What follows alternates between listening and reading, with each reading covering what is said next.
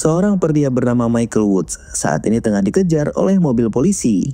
Tak cuma itu, bahkan sebuah helikopter juga turut mengintainya. Apa yang menyebabkan Michael tiba-tiba menjadi buronan? Mari kita mundur sejenak untuk mengetahui alasannya.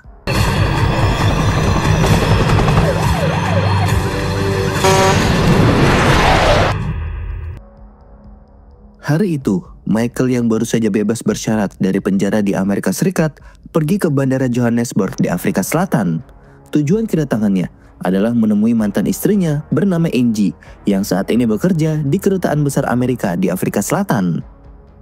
Setibanya di sana, Michael menyewa sebuah mobil dari perusahaan rental. Namun saat tiba di parkiran, Michael dibuat terkejut karena mobil yang dipesan tidak sesuai. Karena ia menyewa sebuah sedan, tetapi malah diberi sebuah minivan. Meski sempat ditawari operator untuk tukar mobil, Michael menolak karena sudah terburu-buru dan sudah terlanjur bad mood duluan. Dengan terpaksa, ia akhirnya menggunakan minivan untuk menemui Angie. No, actually, this is a minivan. You know what? This is gonna be fun. Thank you. Bye. Ketika baru mulai berjalan, Michael sedikit kesulitan karena sistem kemudi di Afrika Selatan berbeda dengan di Amerika. Semua kendaraan menggunakan setir kanan, ditambah lagi Michael juga tidak memahami penunjuk arah yang menggunakan bahasa lokal tanpa ada bahasa Inggris. By the way, karena sedang berstatus sebagai bebas bersyarat, jelas kepergian Michael ke Afrika Selatan adalah tindakan yang melanggar hukum.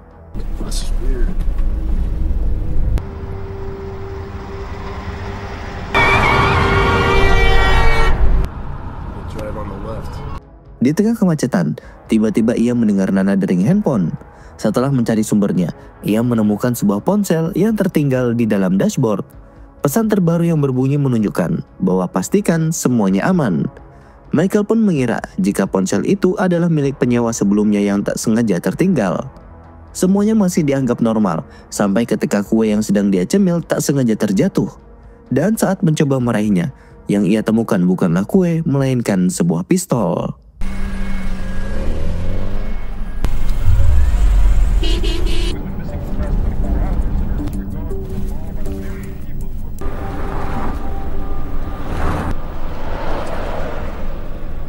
Michael yang terkejut dengan apa yang ia temukan, lalu pergi ke tempat mobil rongsokan untuk menenangkan diri. Tak lama kemudian, ponsel itu berbunyi. Saat diangkat, penelpon malah kebingungan dan bertanya bagaimana Michael bisa menemukan ponsel tersebut. Michael mencoba menjelaskan bahwa ia hanya menyewa mobil itu dan tidak tahu apa yang sebenarnya terjadi. Namun belum selesai berbicara, si penelpon sudah lebih dulu memutuskan panggilan. Hello? How did you get this phone? They screwed up the car and...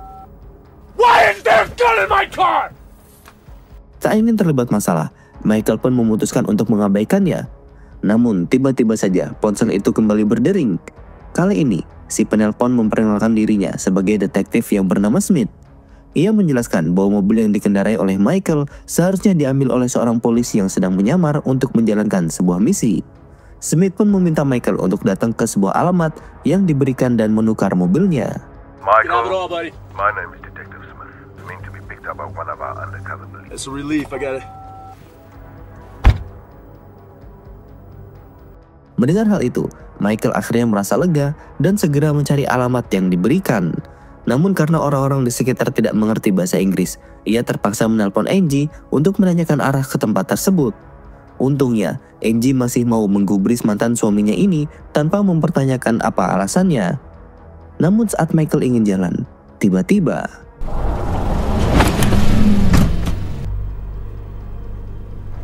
bukan hanya ponsel dan pistol yang ia temukan. Kali ini, ia juga menemukan seorang wanita yang disekap di dalam mobil. Wanita itu bernama Rachel. Begitu sadar, Rachel panik dan ketakutan. Michael pun mencoba menenangkan dirinya sambil berjalan melepas ikatan serta membuka sumpalan di mulut Rachel. Meski sudah bersikap baik, Rachel justru mengira jika Michael lah adalah penculiknya. Tanpa pikir panjang, ia langsung menyerang dan mencoba merebut pistol untuk menembaknya. Are you alright? Can you untie me?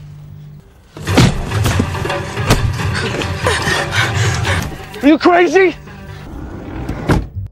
Sepanjang perjalanan menuju alamat yang diberikan oleh Detektif Smith, Rachel terus memberontak. Situasi bahkan semakin kacau saat Rachel mencoba memanfaatkan keadaan saat pistol tak sengaja terjatuh dan berusaha untuk kabur. Beruntung, Michael masih sigap menariknya kembali sebelum sesuatu yang lebih buruk terjadi.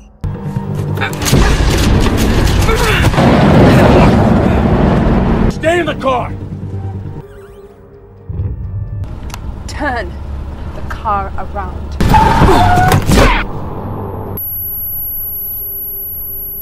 Enough! Okay. Tak lama kemudian, Detektif Smith kembali menelpon dan menanyakan mengapa Michael belum juga tiba di lokasi.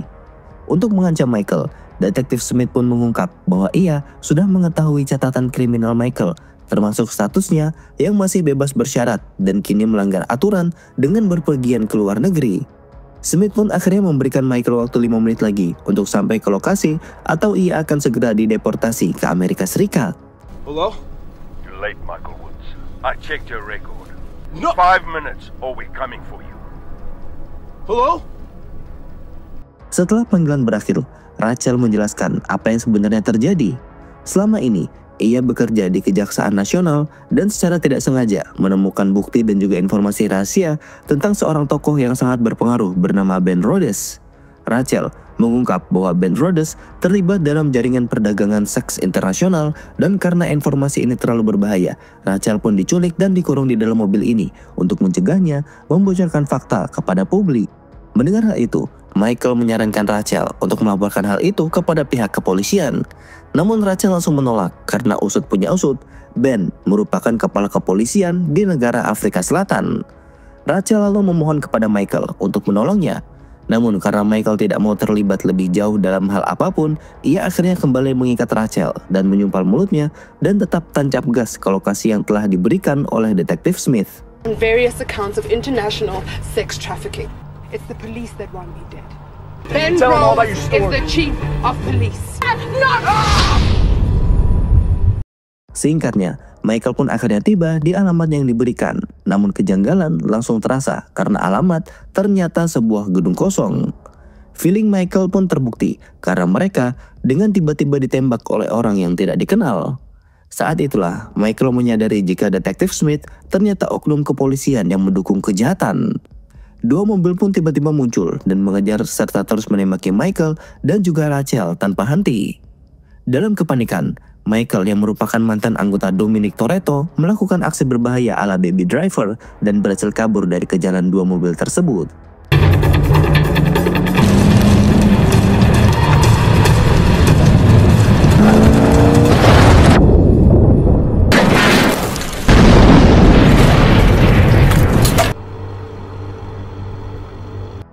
Setelah situasi sedikit terkendali, Rachel mencari temannya, yakni seorang jurnalis bernama Benji. Saat diminta bantuan, Benji langsung menolak terlibat karena ternyata putranya telah diancam untuk dibunuh jika ia terus menggali informasi tentang Ben. Mendengar hal itu, Michael langsung teringat pada Angie dan khawatir mantan istrinya juga akan menjadi target.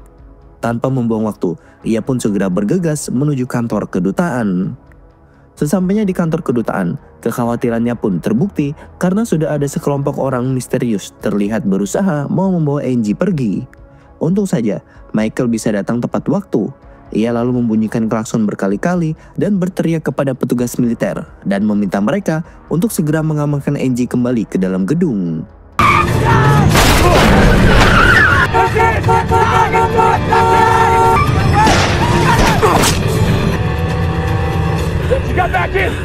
Akibat hal ini, Rachel pun terkena tembakan di bagian tubuhnya. Meski terluka parah, Rachel menolak untuk dibawa ke rumah sakit atau bertemu dokter dengan alasan jika Ben akan semakin mudah untuk membunuhnya. Oleh karena itu, mereka akhirnya bersembunyi di sebuah basement. Dalam kondisi kritis, Rachel menggunakan sisa tenaganya untuk merekam kesaksiannya mengungkap keterlibatan pejabat kepolisian yang terlibat dalam kasus prostitusi berskala internasional. Selesai rekaman, Rachel pun meminta Michael untuk menyerahkan rekaman itu kepada seorang hakim bernama James Musuka.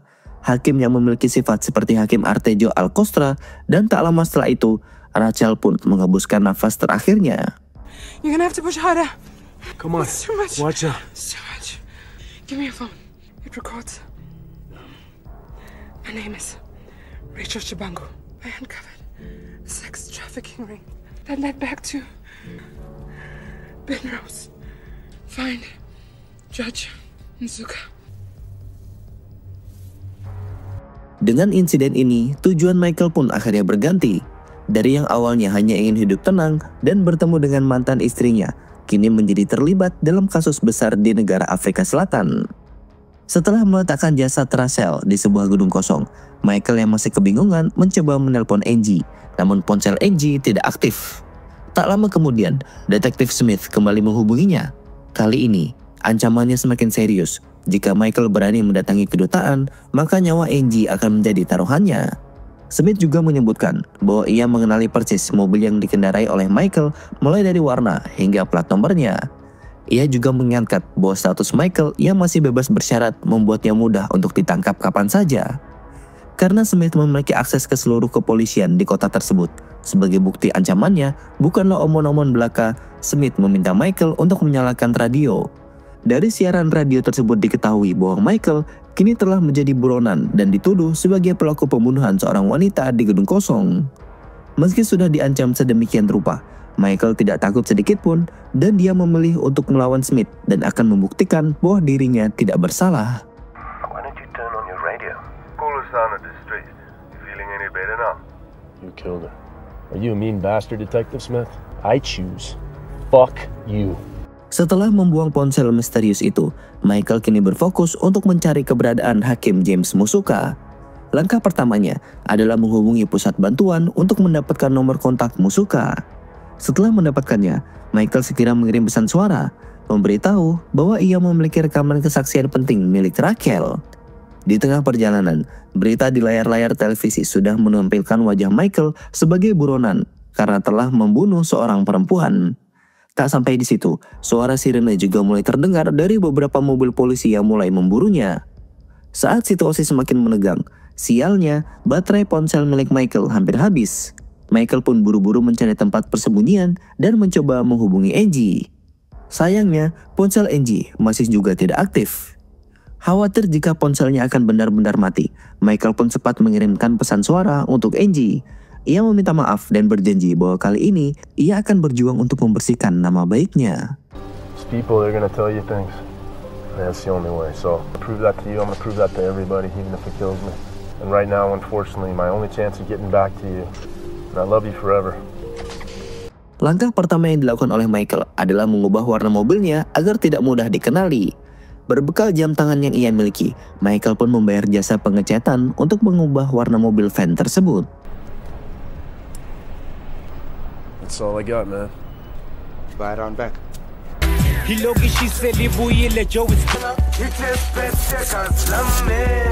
Right, I gotta get out of here.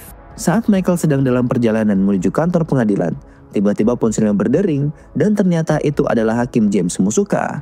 Dengan nada serius, Musuka mengatakan bahwa kesaksian Rachel adalah bukti paling kuat dan harus dijaga dengan baik. Ia pun memperingatkan Michael agar tidak pergi ke pengadilan karena tempat itu sudah dipenuhi oleh polisi yang siap membunuhnya. Musuka kemudian bertanya di mana lokasi Michael saat ini. Namun belum sempat Michael menyebutkan posisinya, baterai ponselnya sudah keburu habis duluan. Tak lama setelah itu, polisi juga ternyata berhasil melacak mobil Michael dan mulai mengejarnya. Inilah adegan yang kalian lihat di awal film tadi.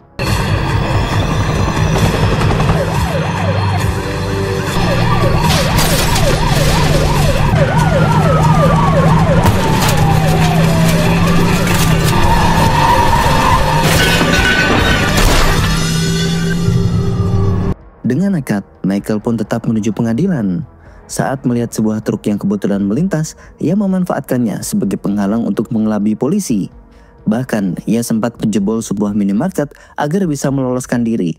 Namun pengajaran semakin intens dan jalanan pun mulai diblokade, serta mobil-mobil polisi mulai mengepungnya tepat di sebelah gedung pengadilan. Tidak mau menyerah dengan konyol, Michael lagi-lagi nekat dengan menjobol blokade dan menyandera seorang reporter yang sedang meliput di luar kantor pengadilan. Michael juga menentukan bahwa ia tidak akan melepaskan reporter tersebut sampai Hakim James Musuka tiba.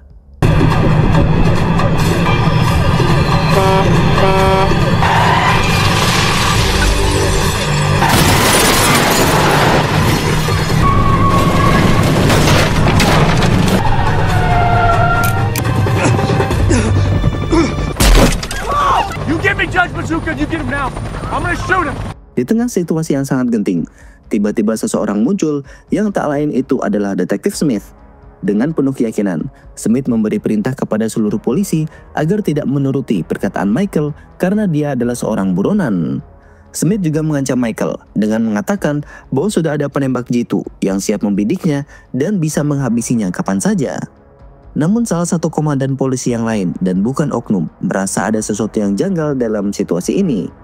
Melihat kesempatan itu, Michael segera berteriak bahwa ia memiliki bukti penting yang bisa mengungkap kejahatan besar yang selama ini disembunyikan dengan rapat. What's going on here? Just stay out of this. Judge, I have evidence, okay? Don't you say another word! Good hostage, you can't Back off! Smith yang semakin panas mendengar ucapan Michael dan komandan polisi akhirnya memutuskan untuk menembak Michael. No! No one fires! No one fires! October 12, 2011. On September 17th. Sex trafficking ring. Chief of police. Michael yang terluka lalu dilarikan ke rumah sakit untuk mendapatkan perawatan. Meski harus mengalami luka serius, perjuangannya tidak sia-sia. Rekaman kesaksian Rachel berhasil diserahkan kepada Hakim Musuka. Hasilnya, Presiden Afrika Selatan memberikan penghargaan kepada Michael dan mengabadikan namanya sebagai pahlawan pembela keadilan. Di sisi lain, mantan istrinya yang akhirnya mengetahui seluruh kejadian ini merasa sangat bangga terhadap Michael. Ia pun menyadari bahwa perasaannya terhadap Michael tidak pernah berubah. Setelah persidangan selesai, Ben, Detektif Smith, serta beberapa petinggi kepolisian lainnya yang terlibat dalam kasus prostitusi internasional ini akhirnya ditangkap dan juga diadili. And several other high-ranking officers and members of court a dramatic showdown on Constitution Hill. The American tourist Michael Woods was a hero while President Jacob Zuma, ex-wife Angelica Moore, spoke with us earlier today, and I will always love him for that. Dan akhirnya film pun diakhiri dengan scene yang memperlihatkan mobil minivan yang pernah digunakan oleh Michael kini telah diperbaiki dan siap untuk disewakan kembali. Selesai sudah alur cerita film kali ini. Jangan lupa, Mimin sarankan kalian untuk like video ini jika kalian memang suka dan juga subscribe channel ini agar kalian tidak ketinggalan video seru berikutnya dari kami. Dan bye-bye.